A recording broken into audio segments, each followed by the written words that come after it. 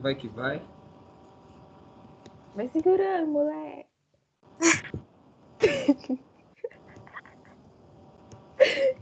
Tira minha coisa. Detalhe, já iniciou a gravação, tá?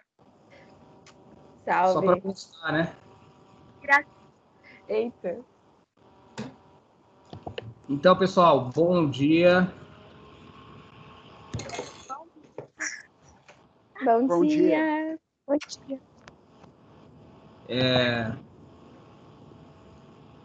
Estou compartilhando a tela. Estão vendo aí? Sim. Então é o seguinte. O tema de hoje... Oi? Acho que espirraram aí. Espirraram. Não, gente, eu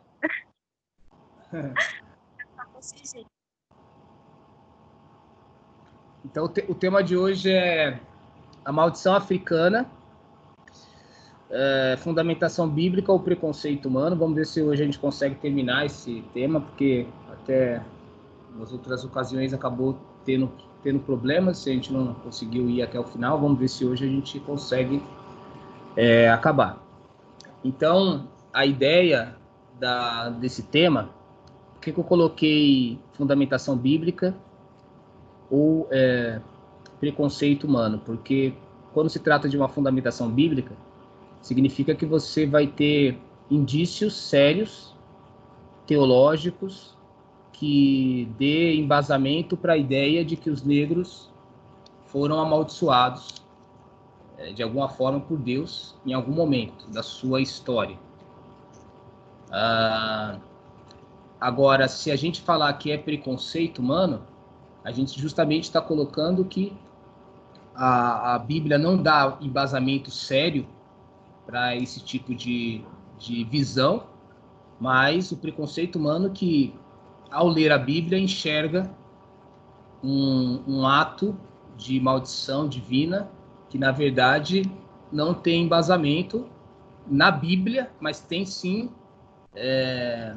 eco no próprio preconceito humano, porque a gente vai perceber que muitas visões bíblicas, elas são baseadas no preconceito que busca apoio dentro da palavra de Deus, que busca autoridade para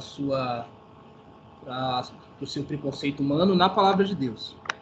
E um dos livros, só para mostrar para vocês, eu acho que vocês estão vendo, vocês não estão vendo, depois eu vou mostrar, só se eu deixar de compartilhar aqui, rapidão. Ó, tá vendo esse livro aqui, ó?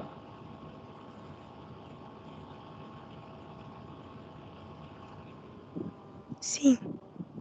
Esse livro, o título é Do Terror de Isaac ao Abá de Jesus.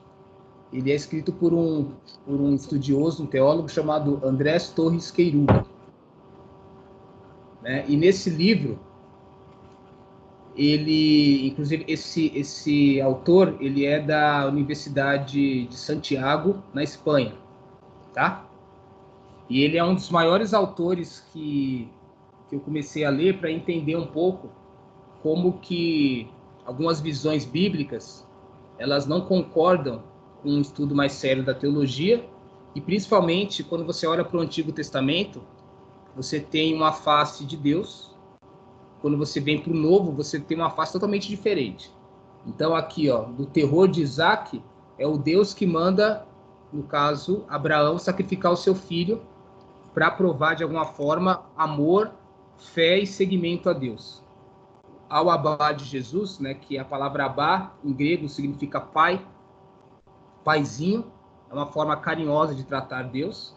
E Jesus traz uma face de Deus totalmente diferente, que é um Deus amoroso, é um Deus humano, é um Deus que, ao invés de pedir que a humanidade se sacrifique por ele mesmo se sacrifica pela humanidade.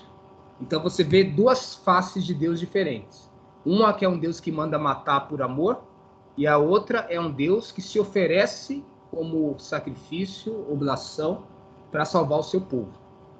Então é totalmente uma visão diferente desse Deus.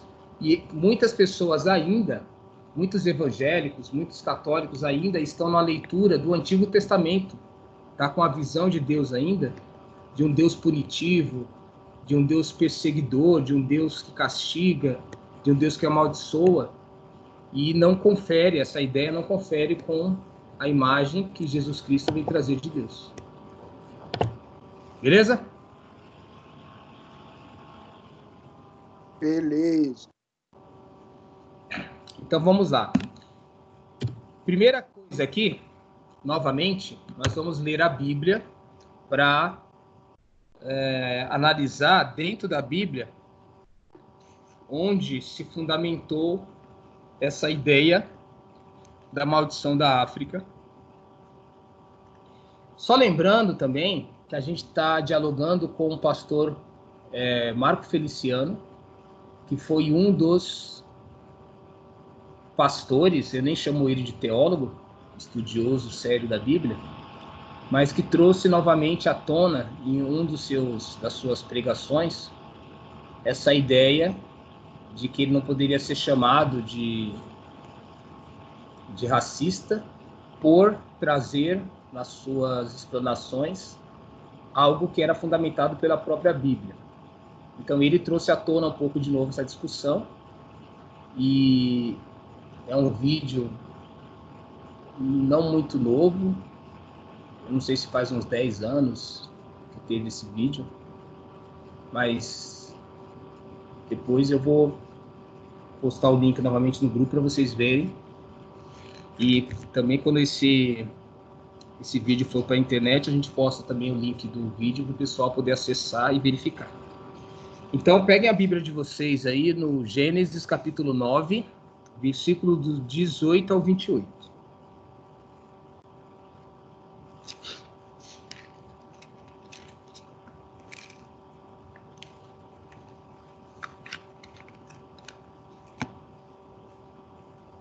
A gente já leu essa leitura, a gente vai ler de novo para a gente retomar aí a discussão.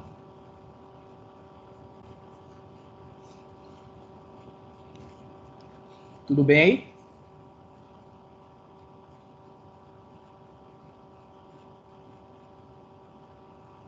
Sim. Acharam a leitura?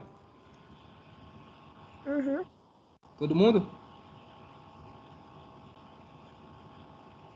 Eu não sei se a Você minha... poderia repetir para mim, por favor?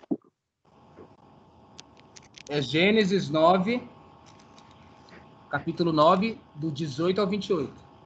Se tá sem Bíblia, Germane? Mas podem ler aí que eu acompanho.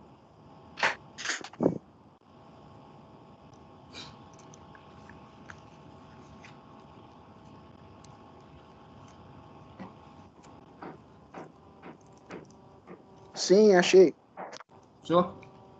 Lorena?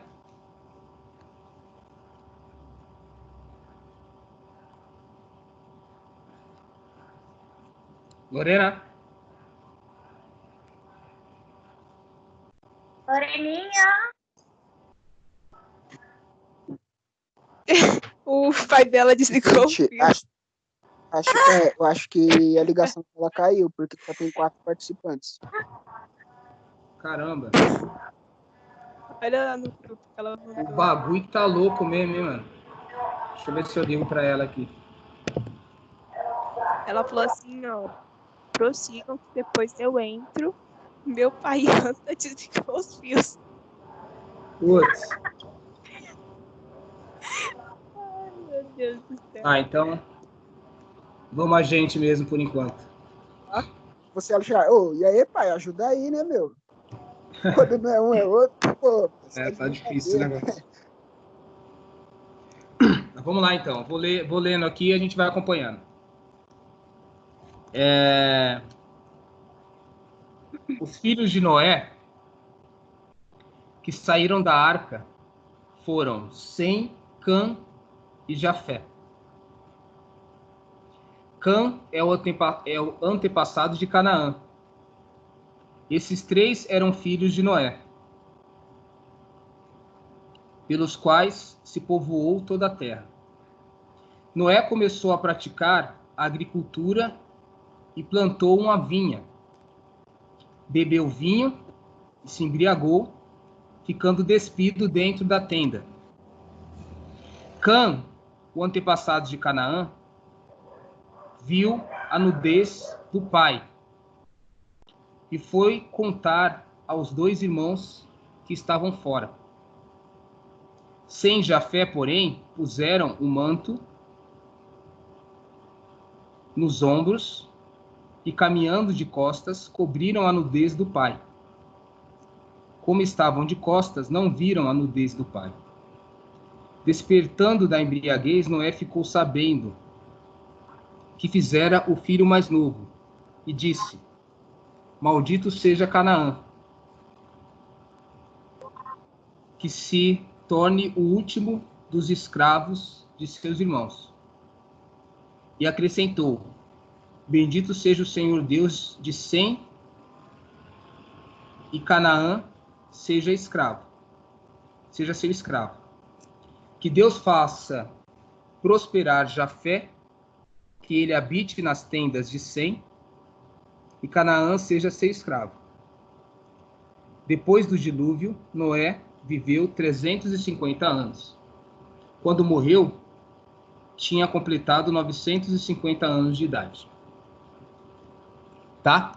Então, vamos tentar entender, segundo esses pastores e estudiosos preconceituosos, qual seria a base da maldição da África. Porque, primeira coisa que a gente tem que imaginar é que para esses estudiosos,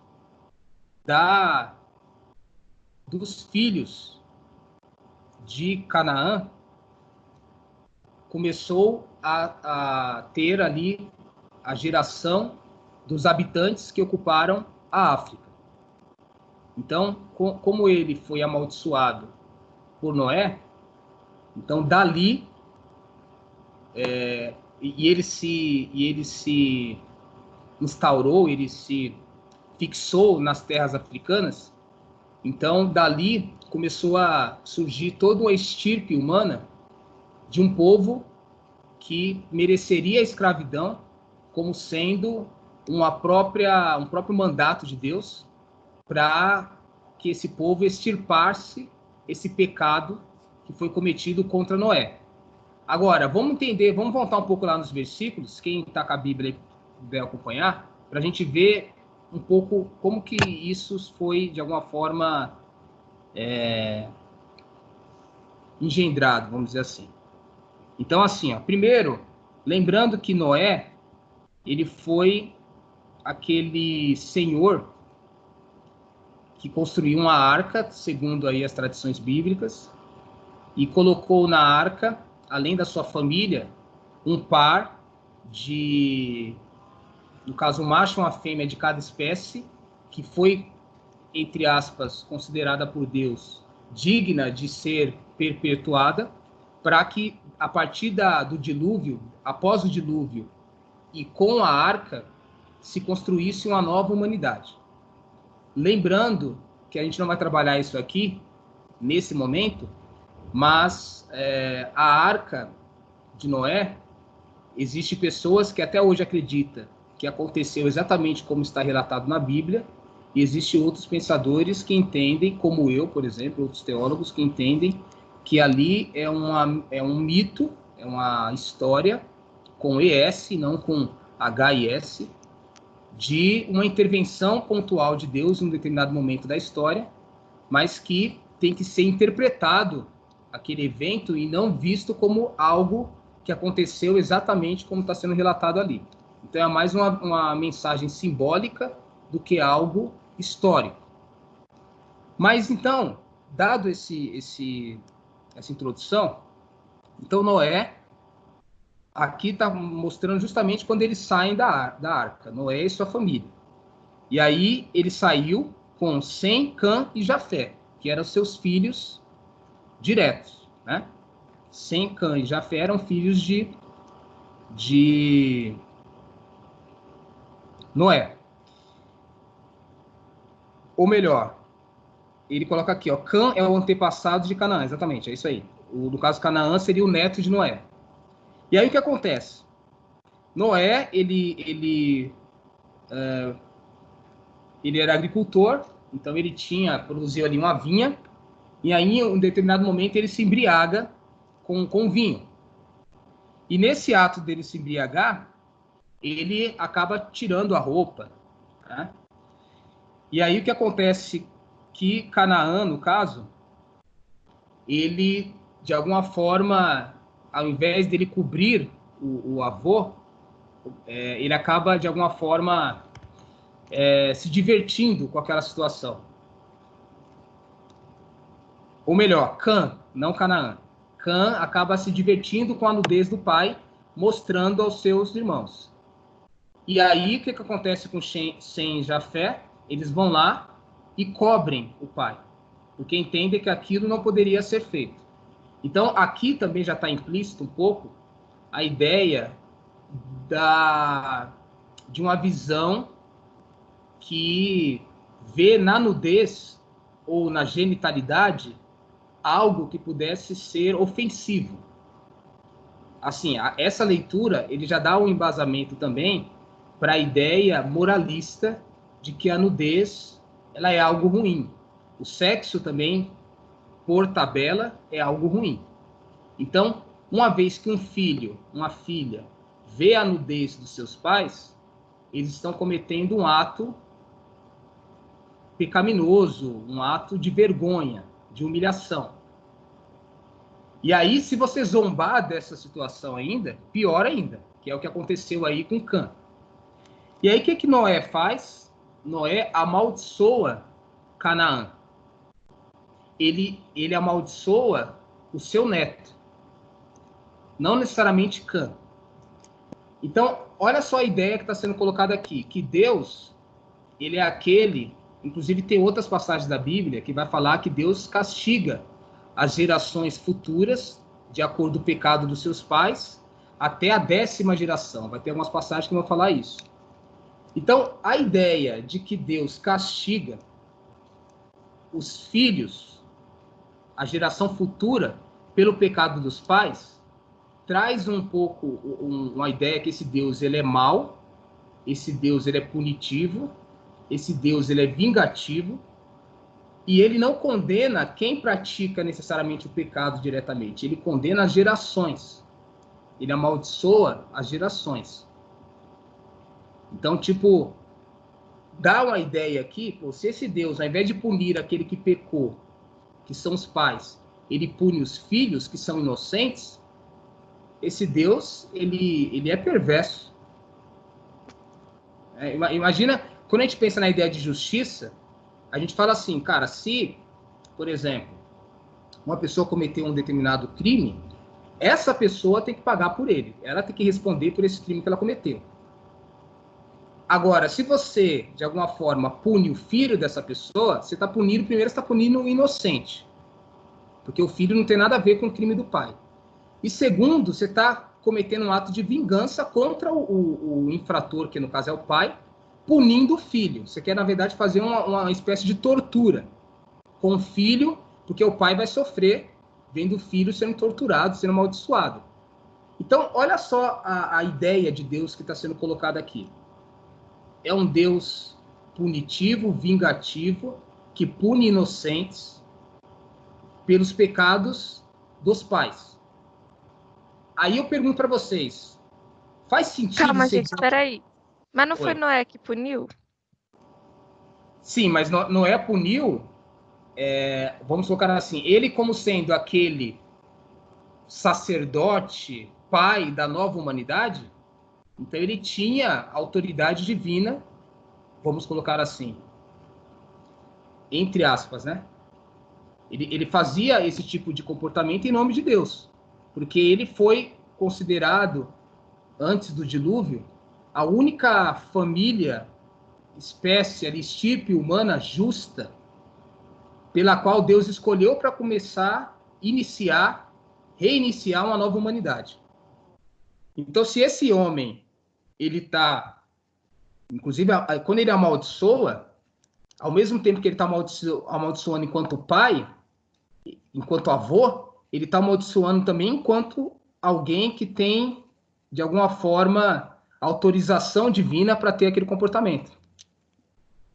Então, em última instância, por tabela, Deus está amaldiçoando a partir dele. Ou melhor, essa é uma visão, aí a sua pergunta faz sentido, inconsequente imaginar que Deus vai amaldiçoar inocentes. Isso é, na verdade, um atributo humano. Noé, na sua humanidade, amaldiçoou seu neto. Deus jamais teria esse comportamento. Essa que seria uma leitura mais correta. Seria mais um pecado ali, um preconceito, uma atitude involuída humana, do que necessariamente um comportamento legítimo de Deus.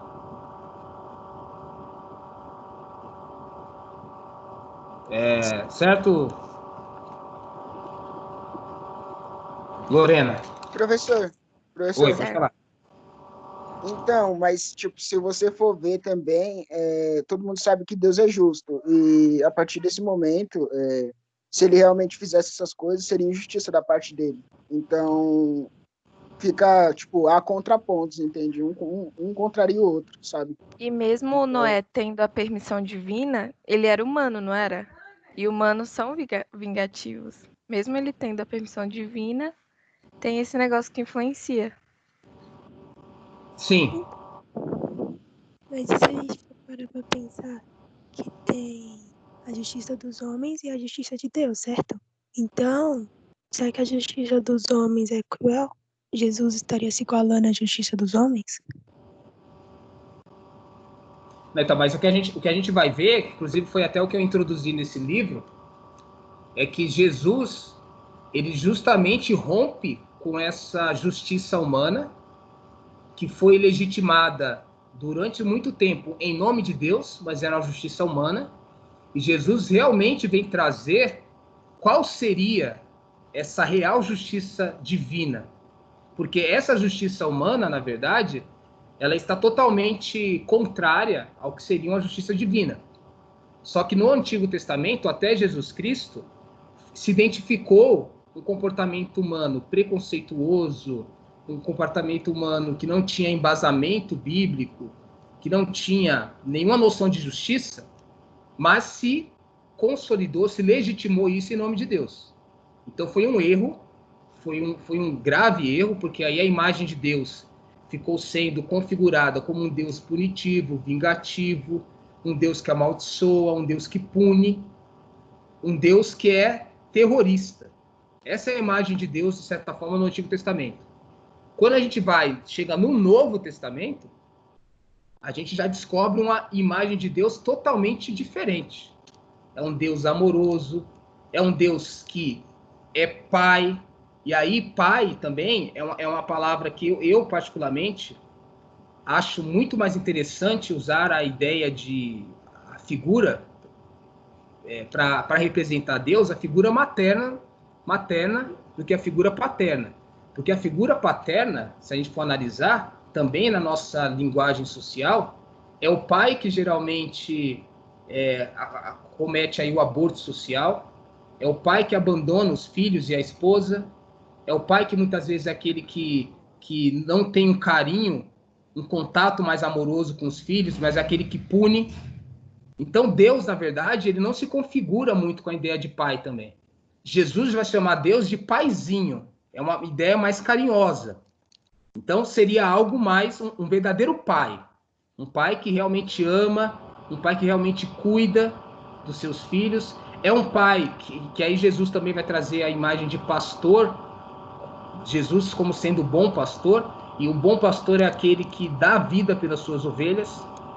Então Jesus está resgatando uma ideia diferente de Deus, totalmente contrária àquilo que o Antigo Testamento enuncia. O Antigo Testamento ele dá noções ali bem pequenas de um Deus amoroso, mas o que fica mesmo é a imagem de um Deus punitivo, de um Deus mau, perseguidor, que castiga. E aí Jesus traz uma visão totalmente diferente.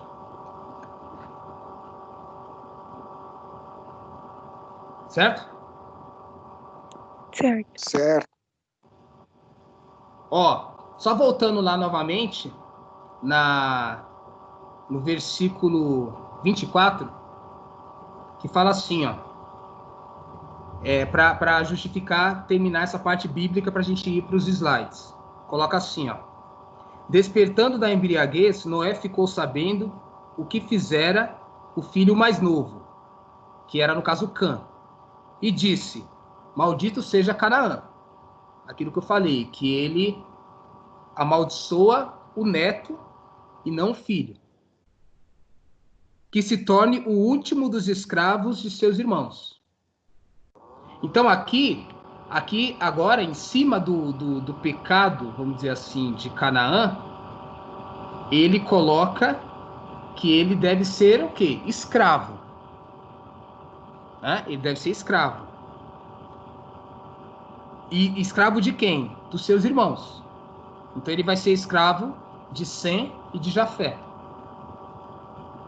Só que aqui tem uma coisa muito interessante, que se a gente fazer um estudo do que era o escravo dentro do sistema tribal, que eu não vou falar nesse momento com toda a propriedade, porque eu não fiz esse estudo para a leitura de hoje, mas se você pegar o que era um escravo no sistema tribal e o que é um escravo do que foi feito com os africanos trazidos para a América, são noções totalmente diferentes. Porque não é uma pessoa que não tem dignidade, que é animalizada. O que acontece aqui nas Américas, com o negro, com a negra, é você ter a negra como, além de ser ama de leite, escrava sexual, né, ela doméstica, ela é totalmente destituída da sua dignidade, como o homem que vai trabalhar na lavoura, na cana, na extração de minérios, e totalmente desumanizado também, destrói ali a sua cultura, a sua religião. Esse homem, essa mulher são tratados como animais. E quando você pega no sistema tribal, você tem ali uma forma de escravidão no sentido que, às vezes, a pessoa que é escrava, ela não pode chegar à condição de líder ali dentro da tribo, ele não pode, de repente, ter muitas riquezas dentro da tribo. Enfim, tem algumas restrições, mas não que ele é um animal, como acontece no caso com a escravidão aqui nas Américas. É um modelo de escravidão totalmente diferente. É uma forma de você limitar ali a prosperidade, mas não necessariamente você tratar como um animal, você animalizar, como aconteceu aqui com as questões dos africanos trazidos aqui para a América.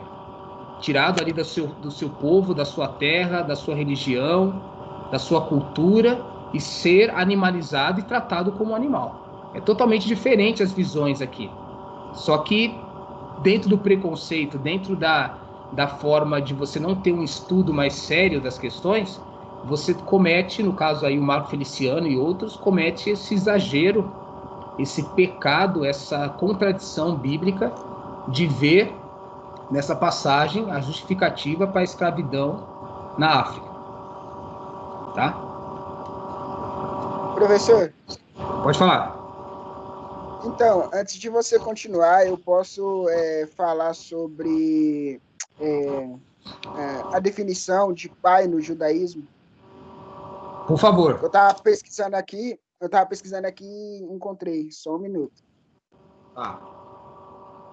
Então, no judaísmo, Deus é chamado de pai porque é o criador, o governador e o protetor. O cristianismo herdou esta concepção, dando ênfase à relação pai e filho, revelada em Jesus Cristo.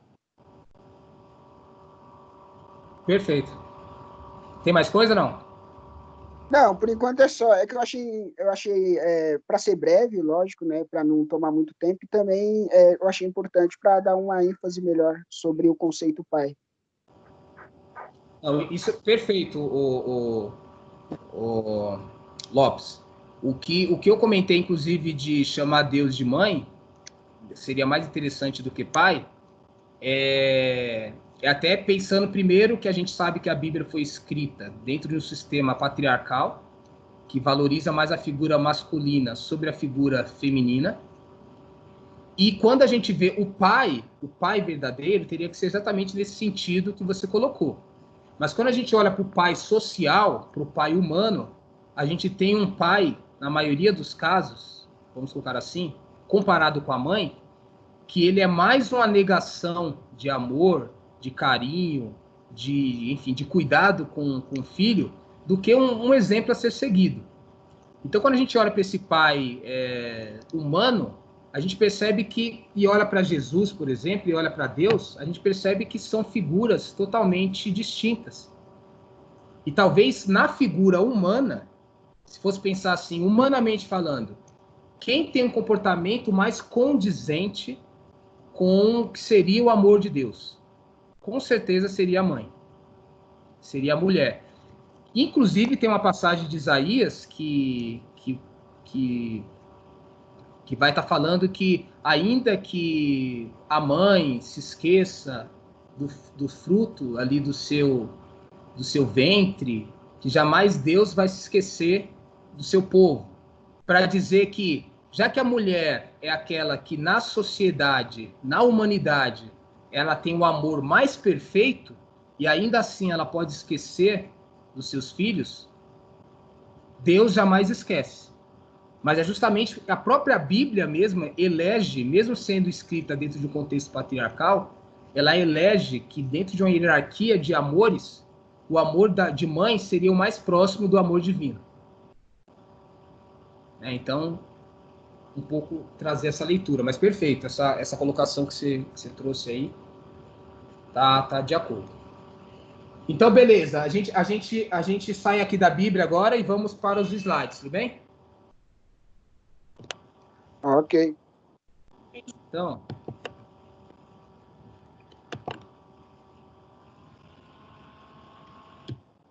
vocês acham que é melhor eu colocar na tela cheia para ficar mais claro? Mais escuro, na verdade? Enfim, mais evidente? Não, assim, tá bom. Tá bom assim? Então, professor, mas no Teams dá para aproximar, então tá de boa. Dá pra fazer zoom, tá de boa. Ah, tá. Fechou. Então, vamos lá. A maldição africana. O deputado Marco Feliciano, que tem Deus como patrão no Congresso Nacional, reacendeu uma das maiores polêmicas cristãs ao afirmar que a África está submetida à maldição lançada por Noé ao filho de Canaã. O problema ficaria apenas na seara teológica, se essa maldição não fosse a base discursiva dos delírios de poder de antigos padres e modernos pastores. Então, só antes de eu continuar, olha só que coisas importantes a gente ter colocado aqui. Primeiro, que um deputado jamais pode ter no Congresso Nacional, que faz parte do Congresso Nacional, a ideia de Deus como patrão, porque o Estado é laico. O que significa dizer isso? Não é que enquanto você está no Congresso, você vai renunciar à sua religião. Você não vai renunciar à sua religião, você vai seguir para você, para as suas escolhas, para a sua análise, você vai seguir a sua religião. Mas o que você não pode é colocar a sua religião como normativa de decisões democráticas, de decisões legislativas, sendo que o Estado é laico e você tem outras religiões dentro desse espaço geográfico. Você tem outras pessoas que seguem outras religiões. Então você não pode governar para uma religião específica, porque você está cometendo um crime com as outras religiões. Num Estado laico, você governa para todas as religiões. Você dá a condição de todas as religiões se desenvolver. Na cabeça dele, ele comete um crime contra a ideia de Estado laico, porque ele delibera, ele age dentro de uma instituição democrática, laica como sendo um religioso. Então aí já tem aí um desvio de finalidade, só para colocar essa questão. E a outra questão é que ele também é um dos caras que vai transpor o que aconteceu com Noé, Cã e Canaã para justificar a escravidão na África. E também, no caso, aqui na América. Então ele vai fazer todo... Olha só, vários crimes que estão sendo cometidos aí, contra o Congresso e contra a religião. E aí, continuando. A maldição de Cã, que fez Canaã ficar negro por castigo, similar ao que acontecera com Caim, foi o que respaldou, em 1455, com a promulgação da bula Romanus Pontifex, a escravidão e a exploração da África pelo Reino de Portugal. Essa mesma maldição não permite que algumas congregações, em algumas congregações, que homens negros sejam ordenados clérigos. Então, vamos retomar novamente aqui por partes. Primeiro, ele vai colocar a coisa que a gente já leu na Bíblia, a maldição de Cã, que recai sobre o seu filho Canaã. E aqui, você viu que aquela leitura que a gente leu, não está expresso a ideia de que Canaã ficou negro. Naquela passagem ali, isso não está expresso. E se tivesse expresso, né, a questão do negro ali, não seria como uma questão étnica racial. Seria por uma questão simbólica de dizer que ele estava em pecado, que ele estava em culpa. Não seria algo como uma marca na pele, como uma característica física. Seria uma característica espiritual, que é mais ou menos o que aconteceu com Caim. Sim. Caim também não ficou negro. A marca que ele carrega ali, em nenhum momento a Bíblia deixa claro, deixa evidente ou deixa escuro. Eu sempre uso a palavra claro aqui, mas tem que usar a palavra escuro por uma questão de linguística, de tirar aí o racismo da linguagem. Então, a Bíblia não deixa isso de forma evidente, que a marca que Caim possui na sua pele, ou enfim, no seu corpo, é uma marca de negritude. É uma marca de escurecimento, enquanto aí, coloração da pele. Isso quem vê isso, é o preconceito humano. Não a Bíblia necessariamente está dizendo dessa forma, né? Mas, Rafa, por ter usado a linguagem escrava, já não se remete ao povo negro? Então, aí que está a grande questão. A ideia de escravo, de escravidão,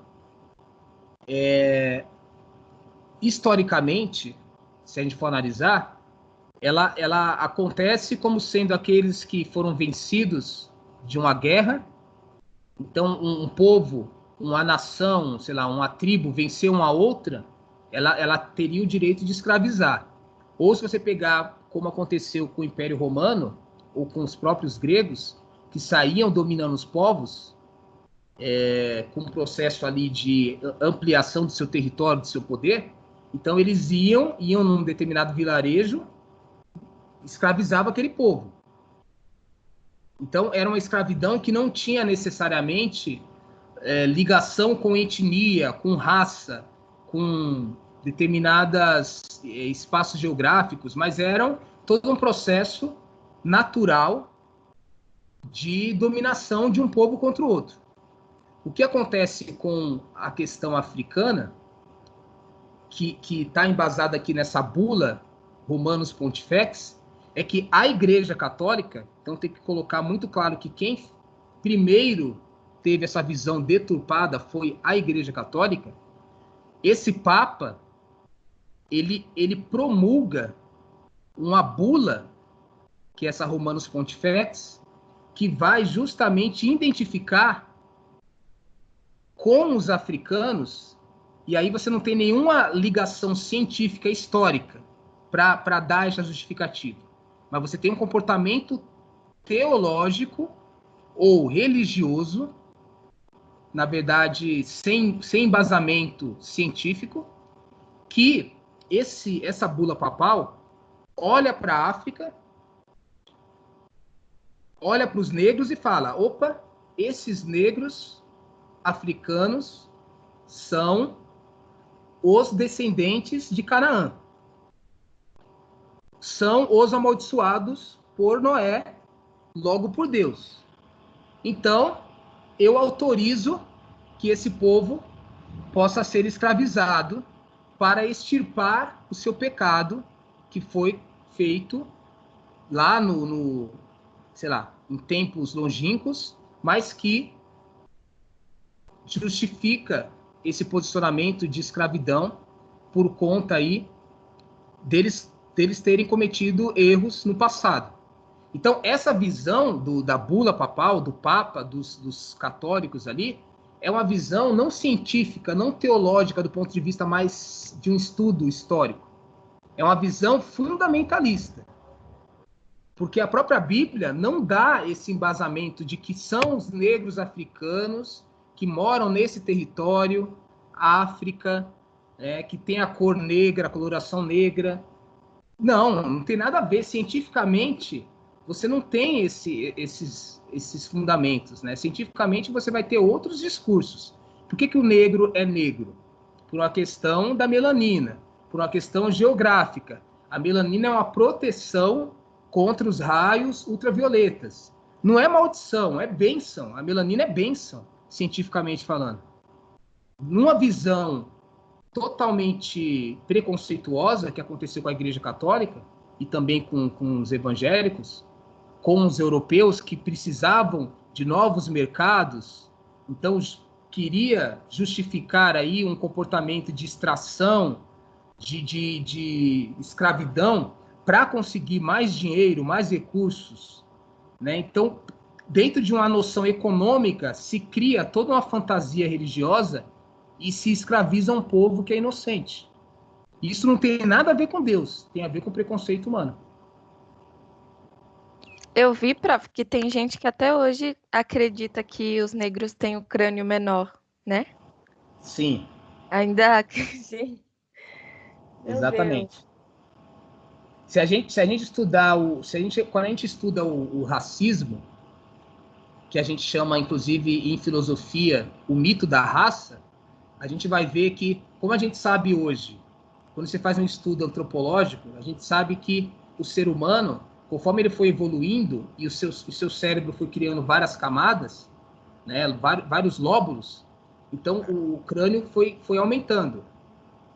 Né? Então, qual a justificativa para você falar que o negro africano seria um humano evoluído, um humano, sei lá, atrasado? É que ele tem um cérebro pequeno. E aí você fala... pode falar. Você sabia de um livro do Monteiro Lobato que fala sobre esse preconceito, assim, que ele é preconceituoso? Então, não é o do Sítio do Pica-Pau Amarelo também? Não, é um outro. Acho que tem do Sítio também, né? Só que tem um que ele fala assim, que... Eu não sei muito bem, né? Mas vou falar o que eu ouvi. Que ele fala que... Ele meio que inventa, assim, tipo, como seria daqui muitos anos, quando tivesse um presidente negro nos Estados Unidos. Só que ele fez isso antes do Barack Obama, né?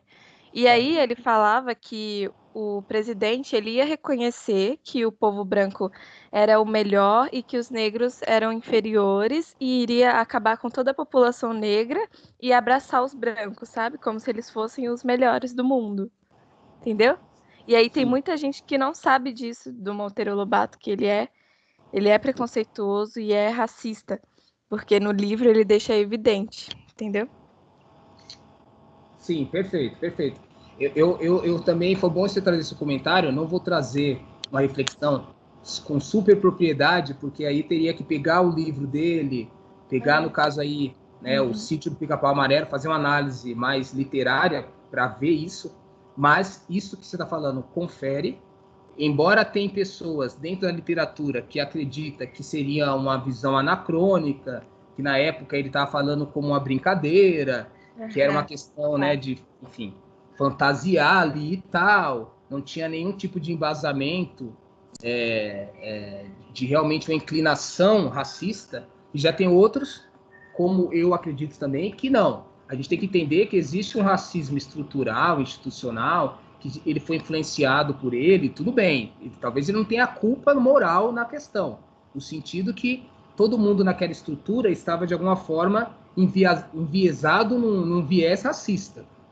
Mas dizer que ele não era, né, que seus textos, como no Sítio do Pica-Pau Amarelo, vai ter personagens que vão ter essa configuração, né, mais, enfim, de menosprezar aquele que está ocupando um lugar ali mais negro na situação, de desqualificar. Isso é claro nas obras dele, dá para ver. E, embora ele foi um gênio, não dá para negar, isso não significa, assim como Hitler também era um gênio e foi racista ao extremo. Então, a genialidade dele tem que ser contemplada, tem que ser valorizada, mas também a gente tem que, de alguma forma, recriminar a ação racista, a linguagem racista também que teve nas suas obras. Não dá para negar isso, não. E que passa desapercebida, né? Porque, gente do céu, nunca que eu ia imaginar. Sim, sim. Exatamente. Então, mais alguma pergunta? Não, de boa. Não. Tá.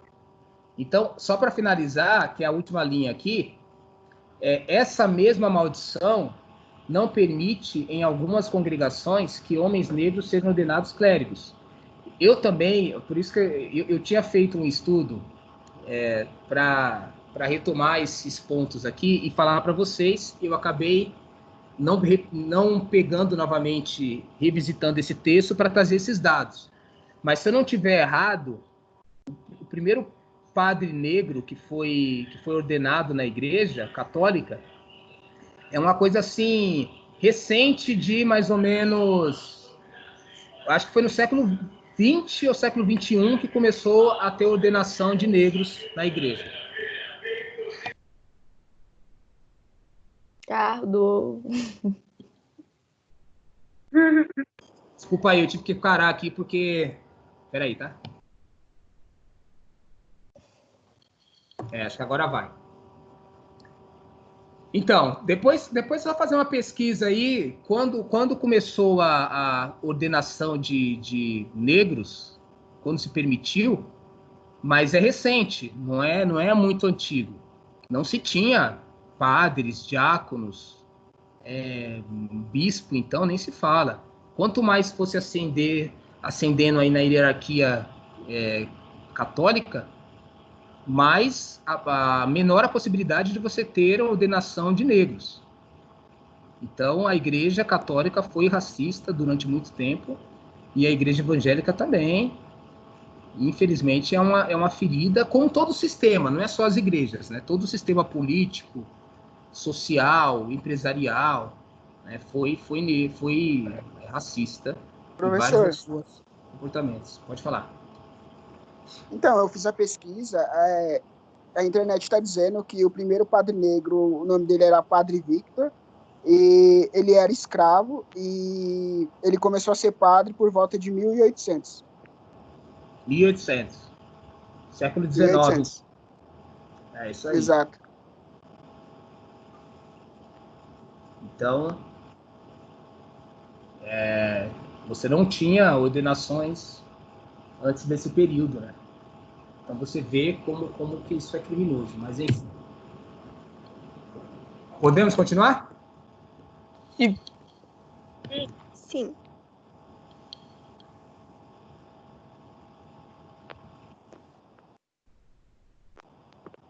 Então, continuando aqui. Pois bem, para quem não sabe, a maldição é contada no livro do Gênesis, no Antigo Testamento. Então aqui você vai relatar o que a gente já leu. Noé teria ficado nu ao se embebedar com vinho, e Cã, filho mais novo, ao ver o pai naquelas condições, riu-se e contou aos seus outros irmãos, Sem e Jafé. Noé, ao invés de amaldiçoar o filho, lança sua indignação ao neto, Canaã. O fato é que existem algumas dezenas de teorias diferenciadas sobre o acontecimento narrado na Bíblia. Prof, Oi. calma aí. Ele amaldiçoou o o Canaã, só Canaã. porque o pai tinha ficado nu e se embebedado? Quer dizer, se embebedado e ficado nu? No caso, Noé se embriagou, né, com vinho, Uhum. e aí Cã, que é filho direto de Noé, viu a nudez do pai e mostrou como forma de, entre aspas, tirar sarro, a Sem e a Jafé. E aí, quando Noé ficou sóbrio e tomou nota do comportamento do seu filho, Cã, ele amaldiçoou Canaã, que era neto de Noé, filho de Cã. Mas era uma coisa tão ruim isso? Era muito pesado assim? Então, Porque para ele lançar uma maldição pro neto dele por causa do filho que se embebedou e ficou nu. Noé que ficou bêbado e ficou nu, né? E aí o filho viu, no caso o neto, ou melhor, o filho viu a nudez do pai, só que aí o pai lança a maldição sobre o neto. E aí, qual é a ideia? A ideia é aquilo um pouco que eu falei. É uma ideia de um Deus que não basta ele de alguma forma, punir, castigar. É um Deus que ele gosta da tortura, ele gosta da humilhação. Porque o que é para um pai ver um filho sofrendo? O pai, ele prefere sofrer no lugar do filho. Só que quando você vê o seu filho sofrendo, é como se você estivesse sendo torturado. Então, essa é a imagem que se pinta de Deus, que é um Deus castigador, é um Deus torturador. Ah, que nem quando, tipo, o povo, sei lá, desenvolve alguma doença, não sei, aí o povo fala, né, tem que rever seus atos. Ver o que você Exatamente. tá fazendo porque ele te castigou. Meu Deus. Exatamente. Uma coisa, só para fechar essa questão, entre aspas, né? Uma coisa é você falar assim, ó. Por exemplo, um pai e uma mãe que teve ali um comportamento inadequado, adquiriu uma determinada doença por irresponsabilidade deles e transmite isso para os filhos. E aí, por consequência, por uma questão genética, biológica, hereditária, os filhos acabam sendo vítimas desse comportamento dos pais, irrefletido. Outra coisa é você falar assim, não, isso é algo que Deus quer, deseja e implementa na natureza humana. Que Deus quer que as pessoas inocentes paguem pelos pecados dos seus antepassados. É uma leitura totalmente equivocada da Bíblia. Uhum. Que depois Jesus vai desconstruir isso. Jesus vai desconstruir essa ideia. Mas até Jesus, você tem um pouco esse pensamento desse Deus punitivo, torturador, que humilha os filhos para castigar os pais, né? Para, de alguma forma, humilhar os pais. Uhum. Tranquilo? Tranquilo. Então, continuando. O fato é que existem... isso aqui eu já li, né? De questionamentos... vou voltar aqui de novo, então. O fato é que existem algumas dezenas de teorias diferenciadas sobre o acontecimento narrado na Bíblia. De questionamentos homossexuais entre Noé e Cã. Então, só para responder a sua pergunta, aqui está dizendo o seguinte: será que foi só um ato de ter visto a nudez? Aí algumas pessoas falam assim, não, foi mais, não foi só ver a nudez. Houve ali um ato homossexual. Houve, de certa forma, tanto algumas pessoas interpretam que Cã, entre aspas, desejou Noé, ou se teve ali uma certa atração por Noé, então ali não estaria apenas condenando o pecado do ponto de vista, ou melhor, ali não estaria só condenando o pecado da nudez, de ver a nudez, mas estaria condenando o pecado da homossexualidade. Então aqui também está enraizada a ideia que houve ali uma atração homossexual entre Cã, no caso de Cã, para Noé.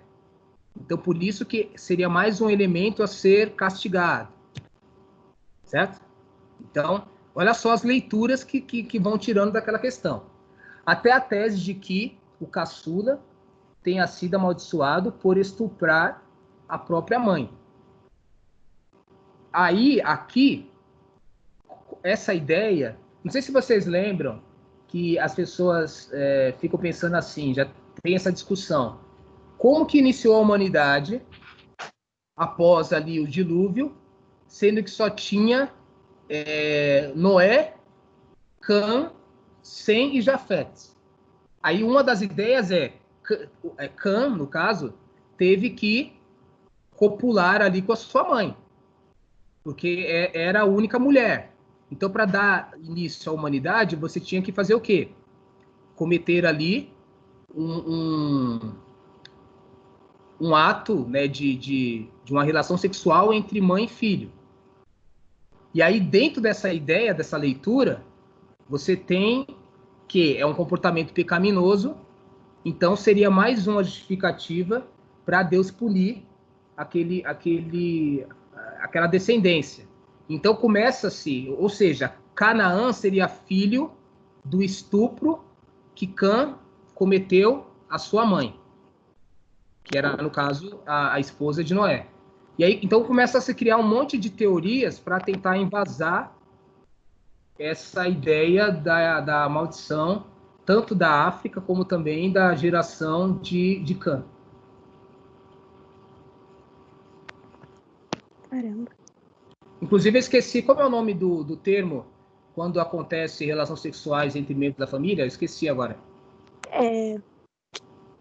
Também. Ai, como é que Pera aí.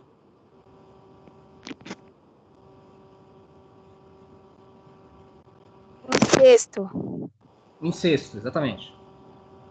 Então aqui você vê que são pecados tudo de cunho sexual, né?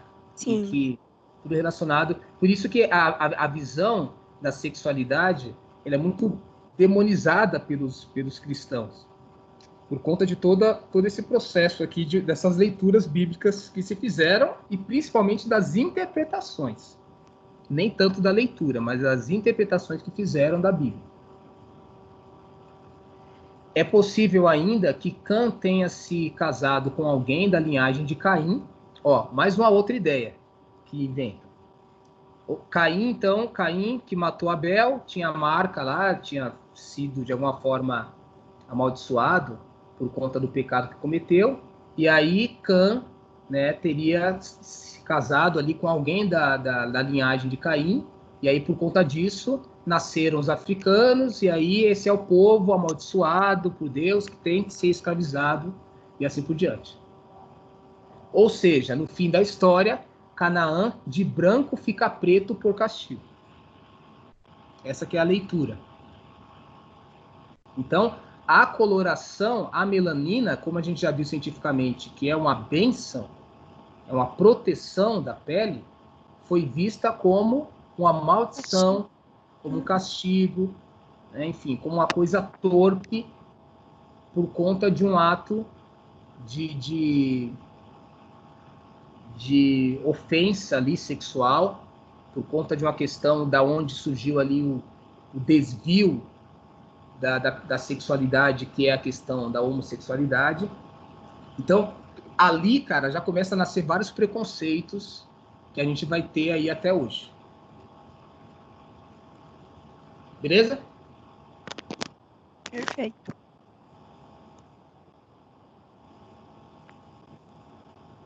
Continuando, as histórias bíblicas nem sempre são românticas. O certo é que essa passagem, escrita com erros, quem sabe, propositais de tradução trouxe uma conotação racial para o castigo oferecido por Deus aos descendentes de Canaã. Muitos estudiosos defendem que as traduções, tanto do Antigo quanto do Novo Testamento, são manipuladas e possuem equívocos graves. Na verdade, muitos livros religiosos foram, por séculos, utilizados como instrumentos de opressão e dominação de povos e nações. Cabe aqui só uma leitura, uma explicação rápida, que é assim: tem pessoas que são estudiosos e acreditam nessa questão de que a Bíblia ela foi modificada, ela foi traduzida com conotação racista de propósito e assim por diante. Só que a gente teve, durante o século 18, 19, 20, principalmente 19 e 20, a gente teve estudiosos que acharam escritos da Bíblia antigo como sendo, encontrou esses escritos em papiros ou em peles de animais, que eram o material que eles utilizavam antigamente para registrar esses escritos, porque não se tinha papel, né? Não, o papel ele surgiu, no caso aí com a celulose, ele surgiu muito mais tarde. Então, naquela época, era folha de animal, folha de uma árvore, né, chamada papiro, e também pele de animal, que era a técnica que eles utilizavam para escrita. E você não tinha impressão, você não tinha máquina que ia imprimir de forma, vamos colocar assim, mecânica. Você tinha copistas, pessoas que iam copiando a Bíblia, né, um texto antigo para o mais novo, não um texto antigo para o mais novo, na verdade um material que estava se deteriorando, e aí você ia e registrava no material mais novo. Então, nesse processo, com certeza, muitos textos antigos foram modificados. Ô, Então, Rafa, só que não necessariamente intencionalmente. Pode falar. você falou a questão de usar a folha, né, da árvore e usar a pele do animal. Então, eles escreviam com sangue ou com carvão? Se tinha carvão, né, na época ou não? Na verdade, eles, se eu não estiver errado, no papiro, no caso na folha, você escrevia com algum objeto cortante, você ia fazendo ali as letras. Teria que fazer um estudo melhor, depois aí vocês podem pesquisar. Peraí. Eu vou até dar uma olhada aqui, papiros e pele de animal. Aí você tem toda uma técnica para você escrever sobre esse material. Que aí depois a gente pode até trazer aí melhor um estudo um pouco mais detalhado sobre isso. Sim. Mas só para dizer que era a forma que eles utilizavam aí para... Vocês estão vendo o que agora? Você está vendo O slide.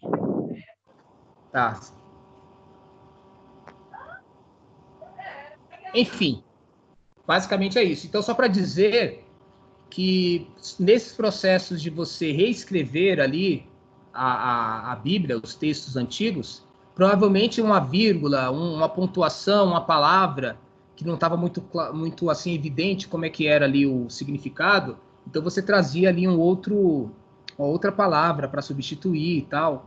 Era comum isso acontecer, mas quando esses estudiosos acharam aí pelos estudos arqueológicos esses textos mais antigos, textos que datam lá do primeiro século da era cristã, por exemplo, você tinha, e comparado com as Bíblias de hoje, esses fragmentos de texto, você tinha o texto praticamente autêntico. você tinha modificações assim muito pequenas que não mudavam o sentido real ali desses textos. Só que é um estudo, né, muito detalhado, enfim, cuidadoso, mas de um modo geral a gente entende que a Bíblia ela preserva, vamos colocar assim, boa parte do que foi escrito nos seus primeiros tempos, e não que ela foi de alguma forma adulterada a ponto de não ser considerado um texto autêntico, vamos colocar assim, pelo menos pela maioria dos estudiosos. Beleza? Agora, o certo é que a Bíblia ela foi utilizada durante muito tempo como instrumento aí de opressão, dominação de povos e nações por conta desse comportamento humano ali, fundamentalista, de não ter um estudo mais cuidadoso, de projetar seus preconceitos sobre o texto bíblico, e aí justifica-se na Bíblia esse tipo de dominação e de opressão.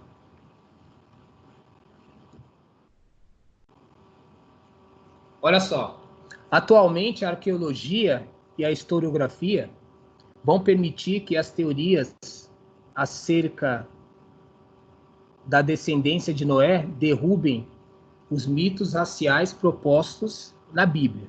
Então aqui agora a gente tem estudos novos, né, de arqueologia e historiografia que vão combater esse tipo de leitura errônea da Bíblia. O teólogo e historiador Walter Passos, presidente do Conselho Nacional de Negros e Negras Cristãos, afirma que a pretensa maldição de Cã trouxe lucros tanto para a Igreja Católica como para a protestante. Grande exemplo é a Ordem dos Jesuítas, que enriqueceu com os amaldiçoados.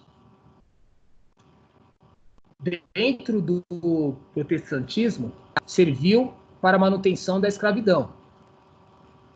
Hoje é usada ainda para preterir os descendentes de africanos.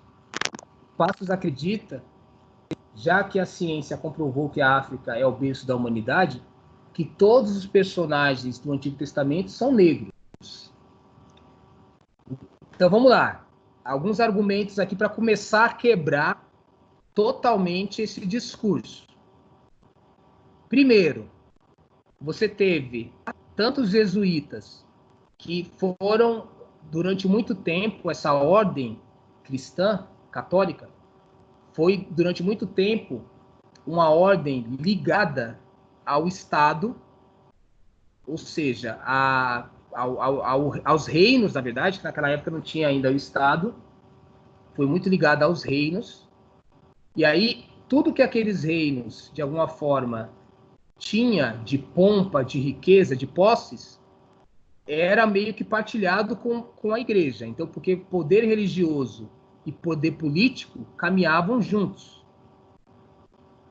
Então, era conveniente para esses cristãos, de alguma forma, o crescimento econômico de riqueza e de poder desses reinos era importante porque, por tabela, era um crescimento de poder, de riqueza também para o sistema religioso.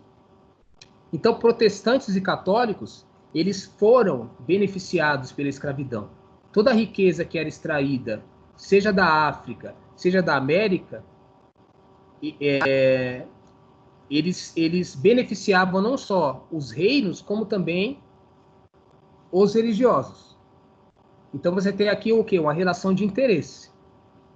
Para que os religiosos continuassem tendo regalias dentro desses reinos, eles tinham que ser coniventes com todo esse sistema de dominação, de poder, de opressão. Então, eles legitimavam, como aconteceu naquela bula papal Romanus Pontifex. De repente, a sede de poder e de riqueza leva com que os padres ali, o próprio Papa, que estava ali muito arraigado ali com enraizado com esse poder humano, ele negue ou ele faça vista grossa para algumas passagens bíblicas para ter ali o seu privilégio garantido. Tranquilo? E aí, Sim. o Walter Passos, ele vai acreditar que não só em cima dessa herança maldita, dessa interpretação bíblica e dessa sede de poder do passado, mas o sistema capitalista, ele reproduz esses comportamentos, essa ideologia de que os descendentes africanos, de alguma forma, eles são pessoas que podem ser exploradas, seja pelo ponto de vista, vamos colocar assim, religioso, por conta dessa maldição africana, seja pelo ponto de vista social, que é onde surgem aqueles rótulos de que o negro, por exemplo, ele é preguiçoso, ele não trabalha por conta própria, ele não tem autonomia, e ele só vai conseguir trabalhar e desenvolver trabalhos se ele for, de alguma forma, açoitado, se ele for castigado, se ele for punido, porque ele, por si só, ele é preguiçoso. Então, começa a se justificar essas ideias para, de alguma forma, que são todas oriundas de uma leitura racial, racista, né, preconceituosa. Até o ponto hoje da gente ver, por exemplo, que os negros, ainda hoje, são a maioria nos casos de homicídio pela polícia, são a maioria nos casos de agressão policial, prisão ou até mesmo morte policial. Os negros são a maioria no desemprego, os negros são a maioria na pobreza, aí os negros são minoria nos cargos políticos, os negros são minoria nos empregos e nos cargos majoritários nas empresas, os negros são minorias nas posses de riquezas, de conquistas, porque existe todo um sistema que priva os negros dessas conquistas. Após a escravidão mesmo, a gente está vivendo aí a semana aí do 13 de maio, o dia 14 de maio, foi um dia em que os negros ficaram numa situação pior do que, entre aspas, do que o regime escravocrata, porque simplesmente eles não tiveram condição nenhuma de ter a sua vida, de seguir a sua vida, uma vez que eles não tinham educação fornecida ali pelo Estado, pelos reinos, pelos impérios, não tinha educação, não teve acesso a nada disso. Claro que tinha ali o conhecimento e o domínio das técnicas da agricultura, enfim, do domínio ali, mas dentro desse setor que era onde eles trabalhavam, na cana, ali na senzala, enfim, na fazenda, tinha todos esses trabalhos, mas a gente já estava entrando numa era industrial, que você tinha outras técnicas, que você tinha outras profissões, e que o negro não teve nenhum tipo de assessoria de entrar na escola, de entrar num curso técnico, de um curso profissionalizante, enfim, de fazer algum tipo de formação para conseguir entrar nesse mercado novo que estava surgindo. Não teve nenhum tipo de amparo. Então, era um povo sem terra, sem cultura, sem ninguém, sem amparo nenhum. E aí, depois, esse povo que não teve suporte nenhum é classificado como sendo um povo inferior. Nenhum povo que você não dê mínimas condições de desenvolvimento, ele vai se desenvolver do nada, do vazio. Então, tipo... E, prof, eu vi também que... Eu não lembro muito bem a época, mas naquela época que tinha a carta de euforia, sabe? Que eles poderiam Sim. deixar de ser escravos. Então, aí parece que o Estado privatizou todas as terras para eles não comprarem, sabe? E não se tornar possuidores de terras, assim, tipo, eles privatizaram tudo e deram para outras pessoas mais grandes, né? Para os escravos não poderem comprar, tipo, não poder pegar essas terras e fazer, né, os negócios deles e tal, e começar a ter um capital bom. Sim, perfeito. Houve um processo de loteamento dessas terras e de restrições, né? Quem podia ter terras eram brancos ou imigrantes. Então, eles permitiam que os imigrantes, brancos, né, imigrantes, pudessem ter acesso à terra. Então, você tinha todo um processo ali enfim, pelo Estado, de você permitir esse acesso à terra, essa compra à terra, e o negro, não. Então, a própria política de Estado, ela foi racista. Ela continuou, ela perpetuou, após a abolição da escravatura, ela perpetuou os instrumentos de racismo estrutural que já existia, e aí depois agora pelo Estado, que teria que ser uma instância neutra, de alguma forma que permite a todos os cidadãos, independente da sua origem, da sua cor, da sua raça, enfim, da sua religião, todos os seres humanos deveriam ter mecanismos, meios de crescimento, enfim, de evolução, de educação. Não, para o negro tudo isso foi negado. E também, prof, esse negócio aí deles serem preguiçosos e tal, é só uma desculpa mesmo, né? Porque, na verdade, é uma forma de você cria vários mitos para justificar a opressão e a escravidão. Porque então, uma das eu vi... Pode falar, prof. Não, mas é isso. Uma das ideias para você justificar que o negro só trabalha com base ali no chicote, do castigo, então você fala assim, por quê? Porque ele, por natureza, é preguiçoso. Então você cria um mito, uma coisa falsa para justificar a opressão. Então, porque eu vi que, na verdade, não era por isso, né? Era só tipo uma fachada, mas na verdade era porque os negros, eles eram especializados, sabe? Tipo, eles possuíam práticas de mineração e plantio de açúcar, e as mulheres escravas negras que eram trazidas do norte da África, elas tinham práticas milenares de mineração e tinham muita habilidade com minério, e há muito tempo só os negros sabiam manusear e tratar o ouro naquela época, entendeu? Perfeito, então, perfeito. tipo, eles iam exatamente nas etnias em que tinha esses negócios, sabe, para trazer os negros mais especializados que tinham. Exatamente, perfeito. Não existe nenhum povo na Terra que que desenvolveu técnicas de mineração como de agricultura como os africanos. Eles eram, assim, gênios nessas artes de cultivo da terra e também de mineração, só que aí houve o que a gente chama de apropriação cultural. Né? Os europeus foram lá, né, roubaram os africanos das suas terras, enfim, da sua cultura, trouxeram para cá, forçaram eles a desenvolverem essas técnicas aqui, para aprender, inclusive, como que era feito, e depois mentiram para o mundo dizendo que foram desenvolvidos essas técnicas, esse tipo de conhecimento pelos europeus. Na verdade, foi uma apropriação cultural. Quando a gente vai fazer um estudo mais radical sobre isso... Oi, pode falar. Não, estou concordando. Tá.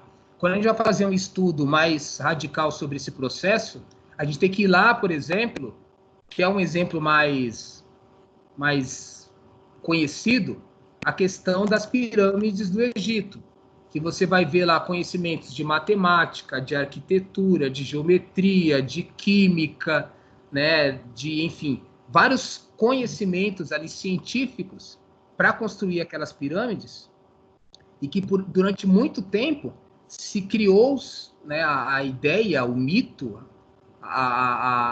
enfim, a farsa de que ou foi uma África branca que construiu aquelas pirâmides, ou foi alienígenas que tinham feito aquelas pirâmides, para negar que foram os africanos.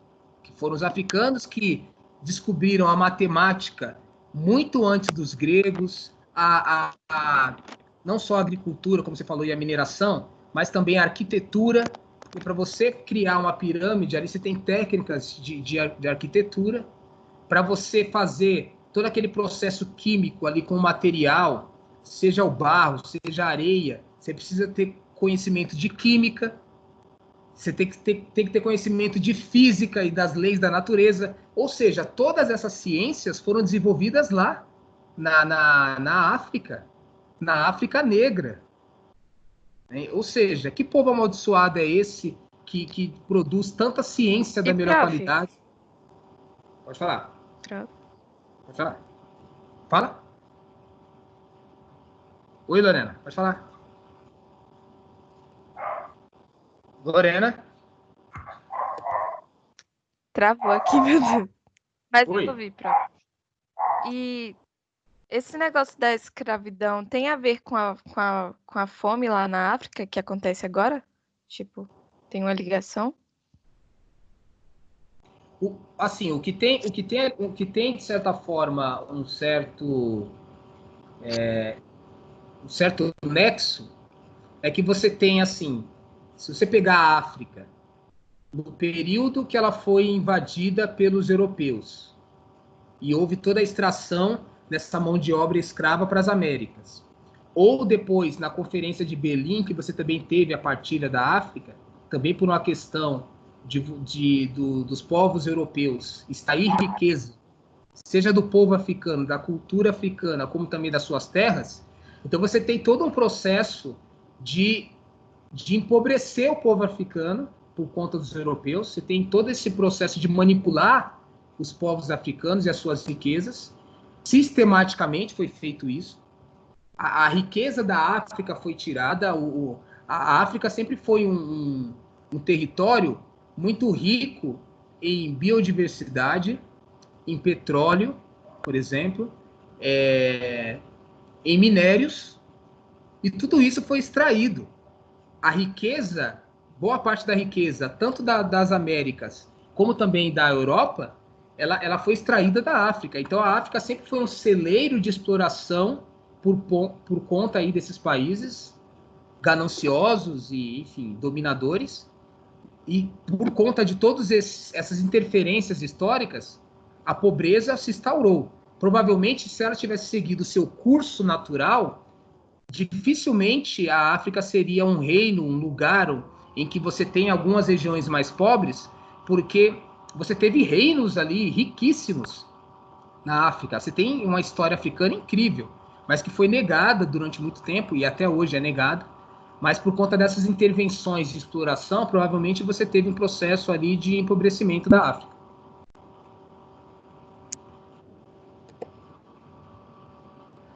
Quer falar mais? Não, já entendi, prof. E tá travando muito. Mas eu consegui. O pessoal, vocês estão conseguindo ver aí? Ouvir? Sim. Não, sumiu. Sim, sim. Não, mas eu digo assim, mas o meu discurso, a minha conversa aqui com a Lorena, tá dando para entender, mais ou menos, e tal? Sim, perfeitamente. Ah, tá ótimo. Então, acho que tava travando mais para você, Lorena, né? É. Querem fazer alguma pergunta? Tá de boa ou não? Por enquanto tá de boa. Tá de boa. Como a gente começou meio tarde, assim, agora também é o último slide, né? Então eu acabei tentando correr aqui com o tema e não dando muito espaço para intervenções. Mas agora a gente vai encerrar também e a gente consegue fazer um bate-papo nesses minutos que faltam. Ah, só lembrando que tem uma coisa que eu não comentei no parágrafo, no slide anterior, os anteriores, que ele coloca que se os estudos mostram, primeiro, que toda a humanidade nasceu em solo africano. Então, se a África seria amaldiçoada, toda a humanidade seria. Não faz sentido. Se todo mundo proveio da África, não existe aquele povo ariano que o Hitler imaginava, que tinha nascido uma estirpe humana de um povo branco, de uma pureza branca, de uma origem branca, que de alguma forma, não veio ali, não proveio de território africano. Não tem isso, cientificamente falando. Pelo contrário, o que a gente tem de estudos científicos é que cada vez mais provam que toda a estirpe humana nasceu da África, proveio da África. Então não faz sentido a gente colocar que os africanos são amaldiçoados, porque se eles são, todos os outros povos são. Exatamente. E outra coisa, né? E outra coisa também importante é... Peraí, agora perdi aqui o que eu ia falar. Enfim, eu ia comentar uma coisa sobre, peraí, a humanidade nasce da África. Estava na mente aqui e sumiu, enfim. Era uma coisa interessante que eu ia comentar também, mas depois eu lembro. Vamos continuar lendo aqui. Então, para esse teólogo aí, né, Walter Passos, seria impossível que Noé e seus filhos fossem brancos. Ah, tá. Lembrei. É que o povo hebreu, de um modo geral, ele era negro. Como eu já falei várias vezes para vocês, Jesus era negro. Jesus não era branco. O branco europeu, né, alemão que a gente vê. Jesus era negro. Ele não era o negro africano, do ponto de vista ali, se você pegar o etíope mais escuro, mas ele também, muito menos, ele era o branco europeu. Dentro desse biotipo, né, humano, ele estaria mais próximo do africano, até pelas regiões ali, né, da Ásia, ali próximo ali da Ásia ali, menor, África, Egito, são povos negros, não são povos brancos.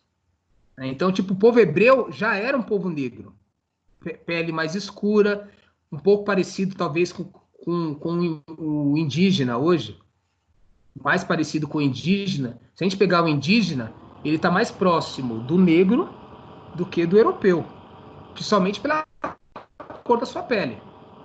Né? Então, tipo, geograficamente falando, veja o que encontrei. Pela antropologia, não tem base nenhuma de você colocar que os povos originários ali do judaísmo seriam brancos.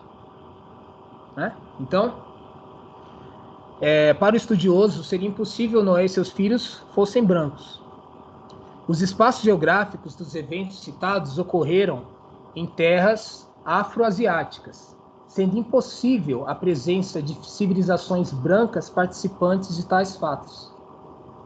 Desafio teólogos, historiadores, que me comprovem se houve a presença de populações europeias no cenário inicial dos fatos escritos no livro do Gênesis. Explica. Então, tipo, a historiografia, a antropologia, né, a geografia, a arqueologia já provou que são teses totalmente preconceituosas, essa questão da maldição da África. Passos é defensor da tese de que a maldição de Cã é uma criação e não um fato bíblico que possibilitou a exploração da África pelos povos caucasianos. O termo aqui, caucasianos, né, tá ligado aos europeus. Nós sabemos que as primeiras civilizações apareceram no continente africano e nós, os pretos e pretas, somos a essência divina, os seres originais criados à imagem e semelhança de Deus. A maldição de Cã é uma mentira inventada pelo eurocentrismo para roubar as riquezas do continente abençoado e tentar destruir os seres originais. Revela. Então aqui ele deixa bem claro, cientificamente falando, embasado em todas essas ciências, você não tem indícios científicos que justifiquem essa leitura da Bíblia, a não ser o preconceito. Então é o preconceito que fundamenta isso e não a história, não a ciência. Ao que parece, a única maldição que verdadeiramente recaiu sobre a África é a que resultou da ignorância e dos delírios de poder e dominação do mundo por uma única religião. No caso aí, o cristianismo. Né? Então, são obras aí do delírio humano, do preconceito, da justificativa econômica, de você extrair riquezas, de você se apropriar das técnicas africanas, de química, de biologia, de mineração, das ciências matemáticas, geometria. Então, para você se apropriar de tudo isso e dizer que tudo isso é invenção dos europeus, para você criar um eurocentrismo e justificar a dominação desses povos sobre outros, você cria um mito, você fantasia uma ideia que vai convencer ideologicamente muitas pessoas, como o nosso presidente, por exemplo, ridículo, que bebe muito dessas visões, mas que não tem embasamento científico. Então, você se transforma aí num negacionista. Você nega a ciência para justificar essas ideologias vazias de sentido, que não tem nenhum tipo de indício histórico. E aqui, ó, para finalizar, tá o link da onde eu peguei esse artigo curto que traz essa desconstrução, desmistificação da maldição africana como embasamento bíblico. É isso. Muito bom, muito bom.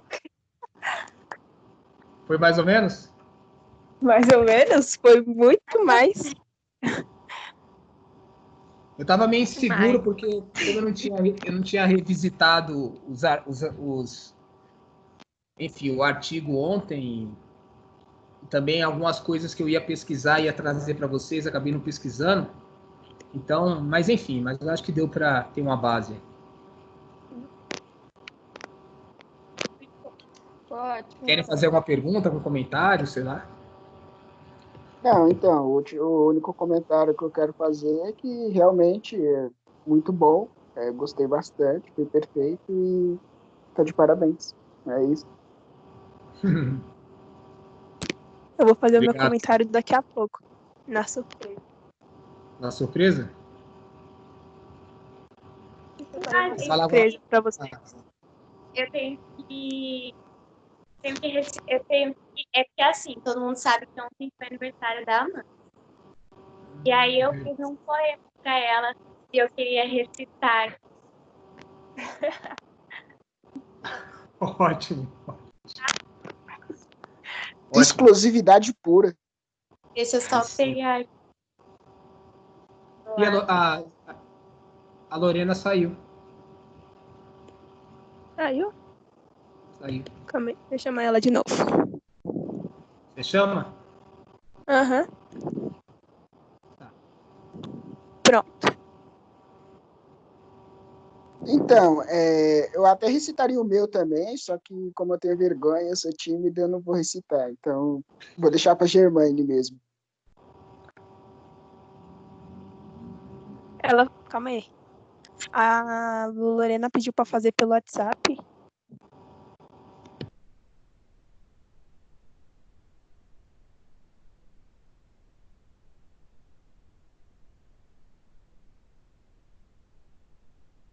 Mas ela não voltou. Ah, ela tá aqui, ó. Eu botei ela.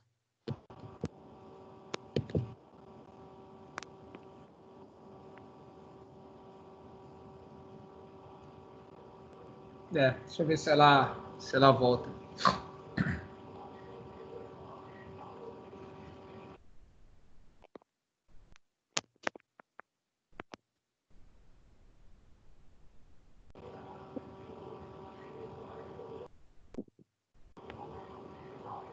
Verdade, né? Poderíamos ter pensado Poderia ter pensado numa música, cara, para cantar para você também nesse momento. Fiz um Tem que negócio pra pensar aqui vocês. numa música aqui, cara. Mandar logo um batidão antes. Eu faço a batida, vai pra você. Você canta, eu faço a batida. Tá? Dá batida. Dependendo da música, você canta e eu faço a batida. Fazer logo um batidão. Calma aí, a gente vai pelo WhatsApp? Ah. Não sei. Não ir pra lá? Oi. A Lorena não consegue voltar, não? Não, Acho- eu ingressei ela, mas ela não conseguiu. Ela falou que é melhor pelo WhatsApp. Deve estar ruim a internet dela. Me liguem aí, então. Então vamos, então. Aí a gente Beleza. finaliza lá, dá os pontos finais da aula do Rafa também. E aí depois eu falo a surpresa. Tá bom. Tchau, gente. Tchau. Tchau. Me liguem. Tchau. Ah.